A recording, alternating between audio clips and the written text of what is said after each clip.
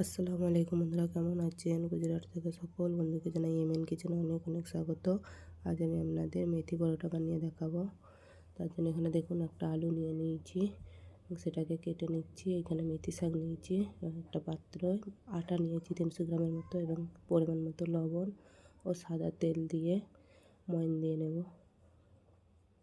দেখুন ময়ন দেওয়া হয়ে গেছে। এরপর এখানে আমি আলুটা সিদ্ধ করে নিয়েছিলাম, সেই আলুটা দিয়ে দেবো এবং এখানে 1 চামচ হলুদ গুঁড়ো, 1 চামচ লঙ্কার গুঁড়ো, 1 চামচ আদা রসুনের পেস্ট, 1 চামচ ধনিয়া জিরের গুঁড়ো, 1 চামচ গোলমরিচের গুঁড়ো, 1 চামচ কালো জিরে আর 1/2 চামচ জোয়ান দিয়ে ভালো করে মিক্সড করে নেব। মিক্সড করা হয়ে গেছে। এরপর মেথি শাকগুলো দিয়ে দেব এবং মেথি শাকগুলো ভালো করে মিক্সড করে নেব। দেখুন মিক্সড করা হয়ে গেছে এবং অল্প অল্প পানি দিয়ে আমি একটা শক্ত ডো তৈরি করে নেব। এই মেথি শাকটা না খুব তেতো হয় এবং পরোটাগুলোও খেতে ভালো হয়।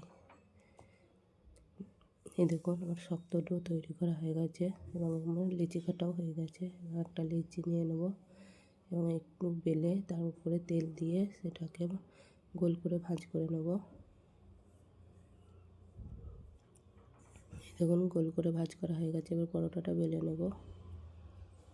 দেখুন পরোটাটা বেলা হয়ে গেছে। ওই একইভাবে আমি এই পরোটাটাও বেলে নেব। এই শাকটা স্বাস্থ্যের পক্ষেও খুব ভালো, কিন্তু গ্রামে ওই কোনো দিন দেখিনি। এখানে কিন্তু সবাই ওই শাকটা বেশি খায়। এই দেখুন এইভাবে আমার সব পরোটাগুলো বেলা হয়ে গেছে। এরপর ওভেনে একটি তাওয়া বসিয়ে নিয়েছি। এরপর একটি পরোটা দিয়ে এপিঠ ওপিঠ সেঁকে নেব এবং পরে তেল দিয়ে আবারও এপিঠ ওপিঠ ভালো করে সেঁকে নেব এবং লাল লাল করে ভেজে নেব। এই দেখুন আমার ভাজা হয়ে গেছে। আবার একটা ওই একইভাবে আমি ভেজে নেব। এটাও ভাজা হয়ে গেছে। এইভাবে আমি সব পরোটাগুলিকে ভেজে নিয়েছি।